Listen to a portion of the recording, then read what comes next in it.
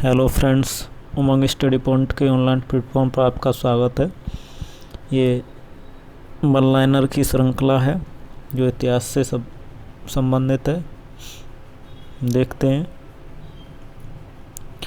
शुंग वंश के संस्थापक कौन था? पुष्यमित्र शुंग।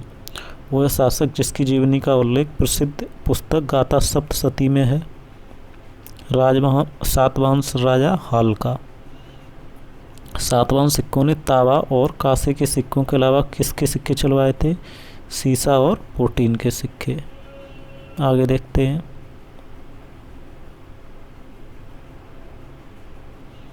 वह विदेशी शासक जिन्होंने भारत में सर्वप्रथम सिक्कों पर राजाओं के चित्र व तिथि लेखन की प्रथा की शुरुआत की थी, वो थे हिंद यूनानी शासक। कौन थे? हिंद यूनानी शासक। कुषाणों की एक राजधानी पेशावर थी, जिसे पुरुषपुर कहा जाता था। दूसरी राजधानी कौन सी थी? मथुरा।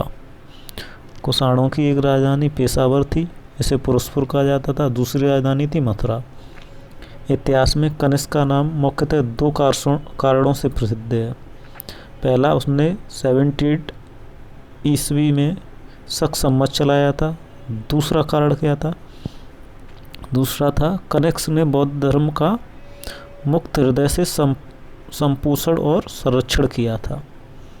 कनिष्क से बौद्ध धर्म का मुक्त हृदय से संपोषण और संरक्षण किया था।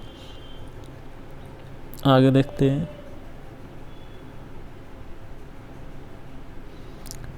प्रसिद्ध चिकित्सा शास्त्री थे चरक। चरक कौन थे? एक प्रसिद्ध चिकित्सा शास्त्री थे। चतुर्थ बौद्ध संगीत का उपाध्यक्ष कौन था? अश्वघोष। चतुर्थ बौद्ध संगीत का उपाध्यक्ष कौन था? अश्वघोष। और चतुर्थ बौद्ध संगीत का अध्यक्ष कौन था? वासुमित्र। संगम कविताओं में मोवेंदर एक तमिल शब्द की चर्चा मिलती है, जिसका अर्थ क्या है? तीन मुखिया।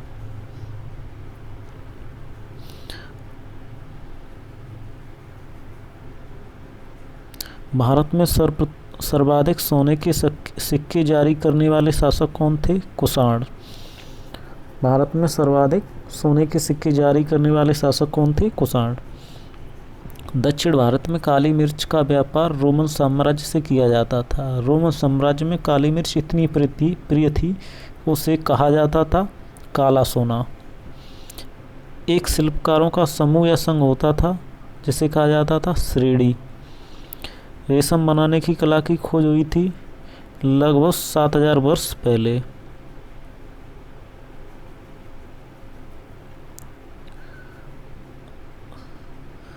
संगम का शाब्दिक अर्थ होता है साहित्यकारों की सभा। एक प्रसिद्ध पत्तन बंदरगाह कौन सा था? अरिकामेडु। एक प्रसिद्ध पत्तन या बंदरगाह कौन सा था? अरिकामेडु।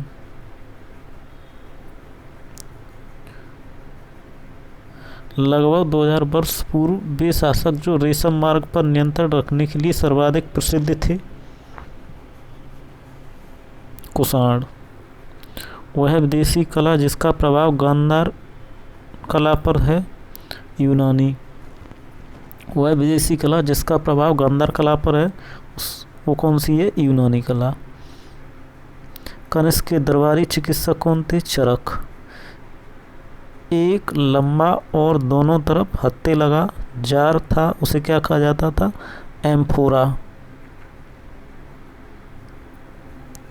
अर्थशास्त्र के अनुसार मौर्य काल में उत्तर पश्चिम प्रसिद्ध था कंबल के लिए।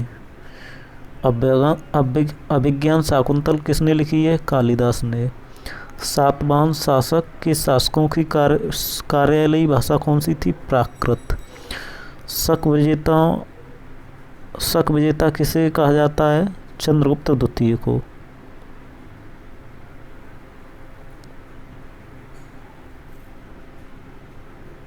प्रथम गुप्त शासक जिसे परम भागवत की उपाधि धारण की, वह था चंद्रगुप्त द्वितीय।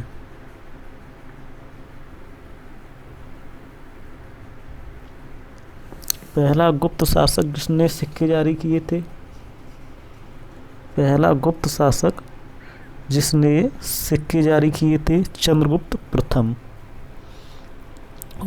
वह दक्षिण भारतीय राज्य जो अपनी नौसैनिक शक्ति हेतु प्रसिद्ध था?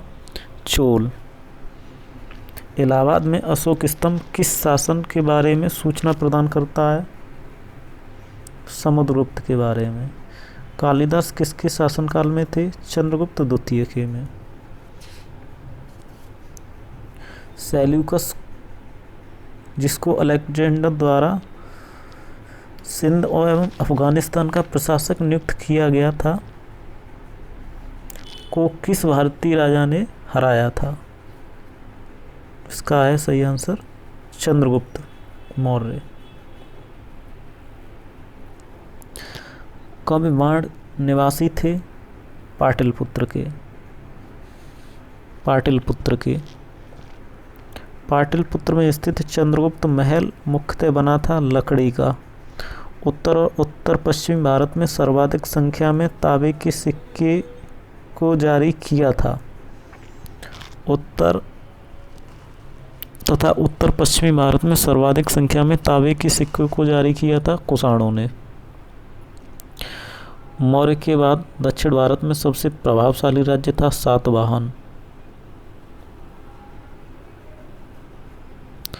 शक संवत प्रारंभ होता है 78 ईस्वी से और विक्रम संवत कब से प्रारंभ होता है? 57 ईसा पूर्व से। कनिष्क के सारनाथ बौद्ध प्रतिमा अभिलेख की तिथि क्या है? 81 ईस्वी। कनिष्क के सारनाथ बौद्ध प्रतिमा अभिलेख की तिथि क्या है? 81 ईस्वी। बिना बेगार के किसने सुदर्शन झील का जीर्णोद्धार कराया था? रुद्रदामन प्रथम ने। वर्तमान में कौन सा कैलेंडर दुनिया भर में सर्वमान्य है? ग्रेगोरियन। भारत का राष्ट्रीय पंचांग किस पर आधारित है? शक संवत पर। शक वर्ष का प्रथम माह कौन सा है? चैत्र। शक वर्ष का अंतिम माह कौन सा है? फागुन। काव्य शैली का प्राचीनतम नमूना किसके अभिलेख में मिलता है? काठियावाड़ के रुद्रदामन अभिलेख से। शुंग वंश के बाद किस वंश का भारत में राज किया था? कण्व वंश ने। थैंक यू फ्रेंड्स, वीडियो अच्छा लगा हो तो शेयर कीजिए, यदि अभी आप नए हैं तो चैनल को सब्सक्राइब जरूर कीजिए। धन्यवाद।